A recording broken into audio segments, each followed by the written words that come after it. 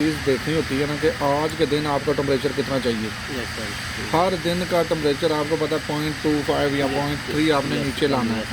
तो set temperature bill फर्ज आज का आपने रखना है 31.5। कि आप चाहते हैं कि आपके शेड का टेम्परेचर 31.5 हो, ठीक है। उसके बाद आपके पास ये टेम्परेचर रखने के लिए जो चीज़ें हैं ना वो आपके पास है। एक तो ब्रूडर है, ब्रूडर क्या करता है टेम्परेचर बढ़ाता है। और दूसरा क्या है, फ़ैन है। फ़ैन इस सीज़न में क्या करता है कि टेम्परेचर नहीं चलाता, कम करता है, ठीक है। आपने ये जो ब्रूडर है ना इसको आप कह लें कि 31.2 पे आपने इसको ऑन कर देना है। ये इसका ऑन टेम्परेचर होगा 31.2, ठीक है। इसका जो ऑफ टेम्परेचर होगा ना ब्रूडर का वो होगा 31.5, ठीक है। लेकिन ये हीट करते करते ना 31.5 पे नहीं रुकेगा, 5 पे तो ये बंद होगा ना। लेकिन आपकी एक्चुअल में तब तक हीट 31.8 तक चली जाएगी, आगे चली गई है, ठीक है। अब जो आपका फ़ैन है ना वो आपने लगा दिया 31.8 पे फ़ैन लगा दिया, ठीक है। अब ब्रूडर चला 31.2 पे चला, ऑन हुआ, उसने टेम्परेचर बढ़ाया 31.5 तक। 31.5 तक तो अगर रहता तो वो ठीक है, पंखा ये नहीं चलेगा। अब ये ब्रूडर हीट ज़्यादा कर देता है, हीट कर देता है 31.8। तो 31.8 पे आपका एक फ़ैन जो है ना टेम्परेचर पे वो ऑन हो जाएगा। अच्छा, ये जो ऑन होगा ना ये इसका टेम्परेचर तब तक ये चलेगा जब तक इसका टेम्परेचर 31.5 तक वापस नहीं आ जाता, ठीक है। ये टेम्परेचर यहाँ पर चलेगा तो 31.5 पे जाकर रुकेगा, ठीक है।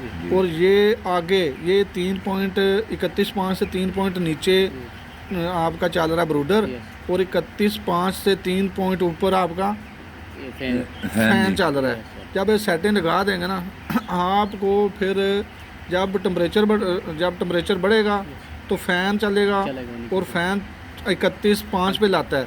अगर 31.5 से नीचे ले आता है तो ब्रूडर चल जाएगा, ठीक है। और ब्रूडर अगर 31.5 से ऊपर ले जाता टेम्परेचर तो फ़ैन चल जाएगा। ये फ़ैन और ब्रूडर के चलने का एक सर्कल बन जाएगा। इस सर्कल के दौरान आपका पंखा जो है, अगर टेम्परेचर बढ़ता है पंखा चलता है, टेम्परेचर फिर वापस आ जाएगा। अगर आपका टेम्परेचर कम होता है तो ब्रूडर चलता है, टेम्परेचर बढ़ता है। आपका ये टेम्परेचर जो है 31.5 आपको पूरा दिन कांस्टेंट टेम्परेचर इस सेटिंग से मिलता रहेगा, ठीक है। अच्छा, अब आपका वो सिस्टम नहीं है जिसमें आप ना फ़ैन और उसमें दोनों को चला सकें। अब आपने इस फ़ैन को ये अलग फ़ैन लगा लें जी। ये फ़ैन 2 है जिसको जो सिर्फ टेम्परेचर पे है। अब एक फ़ैन 1 जो है ना वो आपने लगाना है किस पे, टाइमर पे, ठीक है। उसका टाइमर उसी तरह आपने बल्ब की जो वेंटिलेशन रिक्वायरमेंट है, बॉडी वेट है, उसके हिसाब से कैलकुलेट करके। अच्छा, ये आपका टाइमर इसके अंदर चलता रहेगा, जो आपका टेम्परेचर के अंदर चलेगा। ये जो पंखा चलेगा जब आपकी रेंज से टेम्परेचर बाहर होने लगा है, ऊपर नीचे होने लगा है, तब जाके ये चलेगा, ठीक है। तो अच्छा, अब ये तो थी इस दिन की सेटिंग। अब नेक्स्ट डे आपको टेम्परेचर अगर चाहिए 31.3, 2 पॉइंट कम करते जाते हैं सर्दियों में, अब ये 3 चाहिए। इसी हवाले से आपने इसके 2 पॉइंट कम किए, इसके भी 2 कम कर दें, इसके भी दो कम कर दें। और हर दिन आप जो टेम्परेचर डिज़ायर चाहेंगे वो डिज़ायर टेम्परेचर आपको मिलता रहेगा, ठीक हो गया।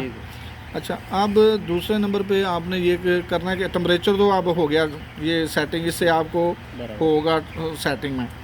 अब इसमें अहम चीज़ क्या कि आपका जो सेंसर है वो ठीक होना चाहिए। ये ना हो कि शेड का टेम्परेचर कुछ चल रहा है, क्योंकि इसने शेड के टेम्परेचर की बुनियाद पे ही सेंस करना है। अब आपका सेंसर की रीडिंग हो रहा है, जबकि आपका जो घड़ी वाला मीटर है उसकी रीडिंग हो रहा है। तो ये दोनों की कैलिब्रेशन जो है सेंसर की ये दुरुस्त होनी चाहिए, सेंसर कैलिब्रेशन होनी चाहिए। अगर सेंसर कैलिब्रेशन नहीं होगी तो ये कभी भी आपका ब्रूडर ना इसके अंदर चलेगा, ना ही आपका पंखा जो है वो इसके आपके टेम्परेचर बेस्ड चलेगा। ये बहुत ज़रूरी चीज़ है, वरना आप इसको एग्जीक्यूट नहीं कर सकेंगे। अच्छा, इसके अलावा आपकी दूसरी, ये तो एक चीज़ होगी, दूसरी अहम चीज़ है कि आपका सेंसर लगा कहाँ पे अब है, ठीक है जी। वो इक्वली डिस्ट्रीब्यूटेड लोकेशन पे होना चाहिए, ना ब्रूडर के पास ना ब्रूडर के दूर। ये ना हो कि वो ये टेम्परेचर आप ब्रूडर की बेस पे डिसीजन कर रहे हैं, ब्रूडर के पास सेंसर लगा है जिसकी बुनियाद पे सेंसर की जो कैलिब्रेशन है, लोकेशन है, पहली कैलिब्रेशन है, दूसरा क्या है उसकी लोकेशन है सेंसर की, वो मैटर करती है कि वो किस जगह पे। तीसरे नंबर पे सेंसर की हाइट कितनी है। अगर तो आपने टू मच चूज़े के पास लगाया हुआ है, ठीक है, ज़मीन पे लगा हुआ है या वो उधर लगा हुआ है जिधर चूज़े की हीट ज़्यादा है, तो ये एटलीस्ट जो चूज़े की हाइट से 1.5 फीट तक, 1 से 1.5 फीट के फासले पे सेंसर जो है ना वो ये आपका लगा होना चाहिए। और सेंसर किसी भी कूल और हार्ड प्लेस के सेंसर या किसी पिलर के साथ लगा हो, किसी निपल लाइन के साथ लाग जाए, किसी फीड के लाइन के साथ लाग जाए, तो किसी भी कूल या किसी गर्म हार्ड चीज़ के पास बिल्कुल नहीं होना चाहिए। ये सेंसर की कैलिब्रेशन, लोकेशन और हाइट और हार्ड एंड कूल जगह पे नहीं होना चाहिए। अच्छा, नंबर नेक्स्ट ये हो गया, 2 चीज़ें होगी, सेटिंग, कैलिब्रेशन। नंबर नेक्स्ट आपने हीट डिस्ट्रीब्यूशन जो है ये अहम है, हीट डिस्ट्रीब्यूशन। अनवर साहब, हीट डिस्ट्रीब्यूशन का मतलब हीट हर जगह तय बराबर होनी चाहिए जी, होनी चाहिए, ठीक है। अब जब आप नॉर्मल हाउस होता है उसमें हीट गर्मियों में वो मैकेनिज़्म और होता है, पूरा हाउस ही गर्म हो जाता है जी सर। लेकिन यहाँ पर आपकी वेरिएशन जो है वो खुद ब्रूडर इटसेल्फ वेरिएशन क्रिएट कर देता है जी। इधर ब्रूडर लगा है, हाँ जी, यहाँ पर हीट जो यहाँ पर होनी है वो वहाँ यहाँ पे नहीं होनी, जी ठीक है, जी जो यहाँ पे है वो वहाँ यहाँ पे नहीं है। जी, अब दीवारों के साथ हीटिंग होनी चाहिए, कम है, हाँ जी, ठीक है। इस साइड पे आपकी डक्ट है, इधर हीटिंग ज़्यादा है। ज़्यादा जी। आप ये देखना है कि दूसरे नंबर पे इस साइड पे हीटिंग है, हाँ जी। दीवार के साथ कम है। इस आपने ब्रूडर टू जो फैन एरिया है हाँ जी, यहाँ से ज़्यादा वेरिएशन होगी, यानी कि 1 सेंटीग्रेड से 1.5 या 2 सेंटीग्रेड तक का हाँ जी, फ़र्क होगा। अच्छा, जितना ही ज़्यादा लो वेंटिलेशन या कम वेंटिलेशन करेंगे उतना ज़्यादा डिफरेंस ज़्यादा होगा। अगर आपका ब्रूडर ज़्यादा चल रहा है, वेंटिलेशन बेहतर आ रही है, तो आपका ये एयर एक्सचेंज रेट जो एयर यहाँ से यहाँ तक आनी है वो ज़्यादा आएगी जी सर। पंखे बंद रखने से ये हीट इधर हीट ज़्यादा रहेगी, इधर हीट कम रहेगी, कम होगी। और पंखा अगर प्रॉपर अपनी मतलूबा उसमें चलता रहेगा, सही चलता रहेगा, रिक्वायरमेंट के बराबर होगा, तो ये हीट की डिस्ट्रीब्यूशन यहाँ से यहाँ तक बराबर होती रहेगी। दूसरे नंबर पे यहाँ पर जितने भी डक्ट लगी है, डक्ट को सारी साइडों से बंद करके आप हीट को ट्रैवल करा के यहाँ पर ला सकते हैं। इसमें भी आप इसी तरह अमल कर सकते हैं। दूसरे नंबर पर अक्सर मैंने फार्मों पर हिदायत कर रहा हूँ कि ये आप थोड़ा सा इसको मोड़ के इस लाइन में भी डक्ट लगा सकते हैं जी सर, ठीक है। ये जो हमारी डक्टें मोस्टली लगी हैं वो ये टू मच सेंटर में लगी हैं। सेंटर को हीट करना या सेंटर को गर्म करना ये कोई बहुत बड़ा प्रॉब्लम नहीं है। प्रॉब्लम दीवारें, हाँ जी, वो दीवारें वाली साइड है। तो आप जो पिलर है, सेंट्रल पिलर जी,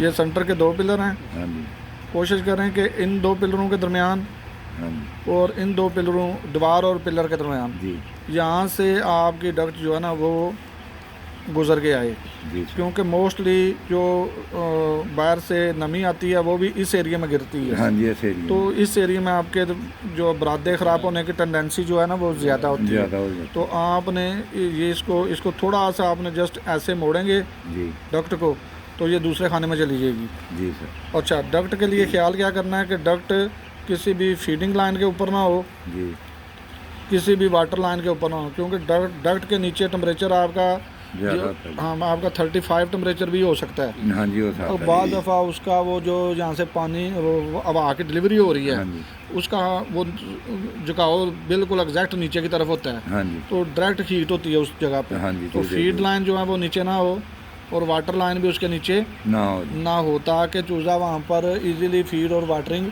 करता रहे, ठीक है।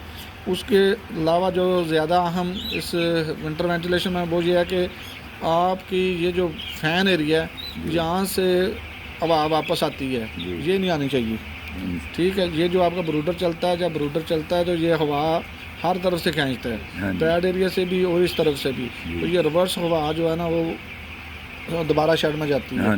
इसको आपने हर सूरत ये नहीं होने देना। ओके हो गया। ठीक हो गया। ठीक हो गया। अब इसकी सेटिंग में कोई मसला या कोई नहीं जी।